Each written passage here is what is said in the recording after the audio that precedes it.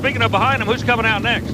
Well, coming up next is Donnie Wilborn driving a truck owned by Butch Glover. This is Delta Force. It's the Chevy Love.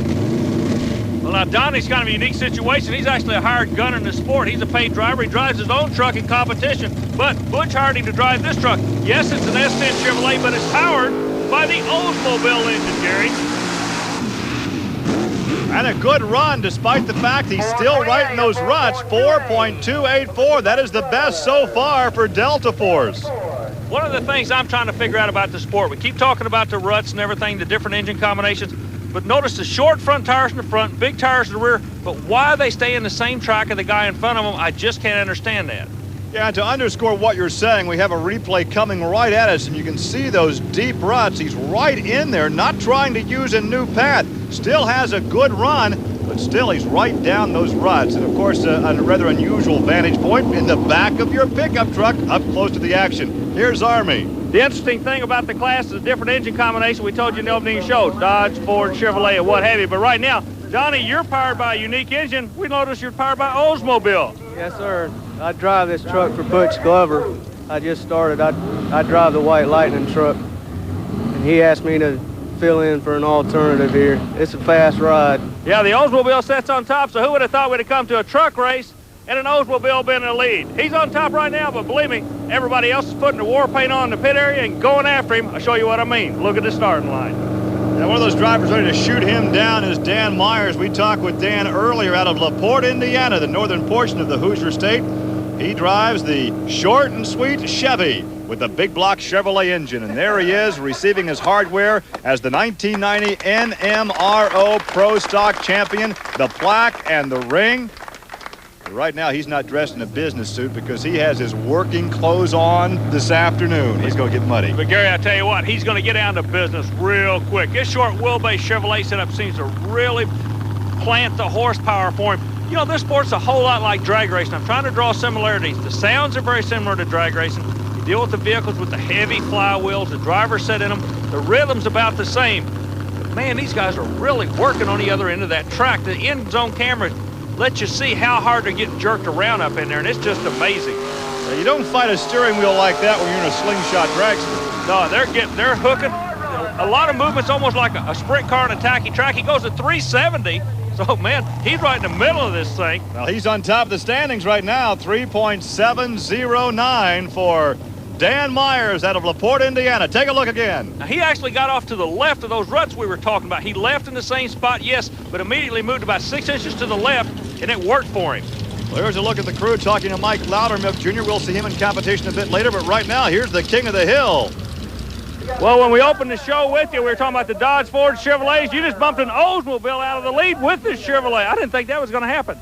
Well, you never know what's going to happen in a good mud race like this. It was a good ride, I'll tell you that. This is a good class, isn't it? These people are really getting into it. It's going to be pretty exciting with the cut tires. You know, we're going pretty fast, and that's what everybody wants to see. All the Chevrolet people are happy, the Ford people are mad, and the class is just getting going. Let's see how it winds down. Good luck to you. Okay, thank you.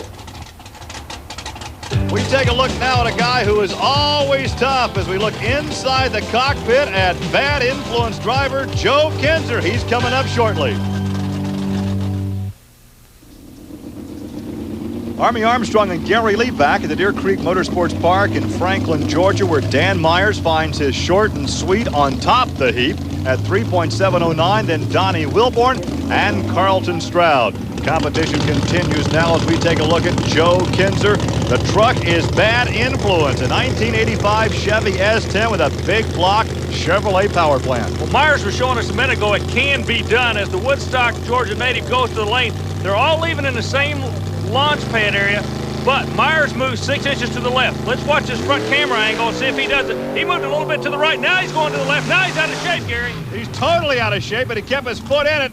A lot of shutdown areas, 3.786. A good run, but not quick enough to take the lead. Gary, I figured it out. They're launching from the very same spot, but then they just want to move about 3 or 4 inches one way or the other and right on the edge of that groove we were talking about earlier. Watch the replay. Of course, the starting line is packed down, so they're getting a good jump, a good bite, but then they're trying to get up on top of the mud by steering right or left. Exactly, and in this case, he actually came out of that rut, and that short wheelbase felt like a sprint car on a slippery track. He had his hands full. Right now, Army, you're down there with Joe Kinzer. Joe, you come into this thing with a little S10 Chevrolet taking one of the wildest rides we've seen in the sport. Yeah, I'm known for driving crazy and stuff like that, and track's getting real bad today because it hadn't had a week to set and sorted itself out and everything. So, well, you're looking good out there. One of the things I'm noticing, you guys that follow racing notice it too. Seems like the wildest driver in the sport is the quietest guy when it comes time to do an interview. He lets his driving do the talking for him. Is that Dr. Jekyll, Mr. Hyde Motorsports persona we talk about? I'll tell you, but there's another group of Kinsers in Indiana the same way. Who we got coming out now, Gary? John Lynham in the Mudslinger from South Carolina, 1988 Ford Ranger. Big 460 Ford power plant with the groundhog tires. Myers stays on top of this thing with the Chevrolet. The 370s, the time they're trying to bump after. Mudslinger looks good, goes right down the middle. What's his time, Gary? Well, he had a good time despite the fact he stayed in that groove at 3.727. Excellent time. He's second quick. So the track actually seems to be coming around. You got a 370 and a 378, now a 372. So I guess a mud track, like any kind of racetrack, can come or go away from you, Gary. It looked like he may have had more ground clearance, so that truck may be set up a little higher. That's a good point. That's a good observation.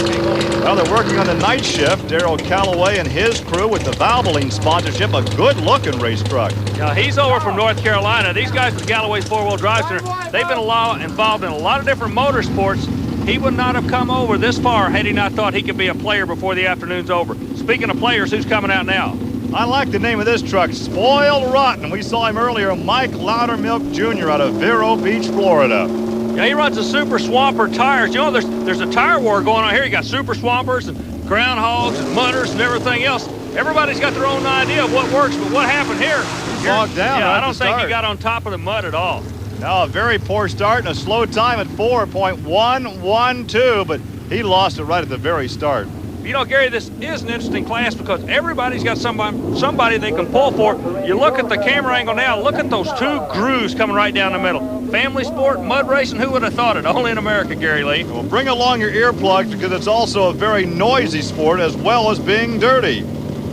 Here we take a look at Donnie Wilburn and White Lightning. Talk about a wild combination, a Dodge pickup with a Chevrolet power plant. Gary, this is the second run he's made today. He was a gentleman driving a Chevrolet powered by Oldsmobile a moment ago.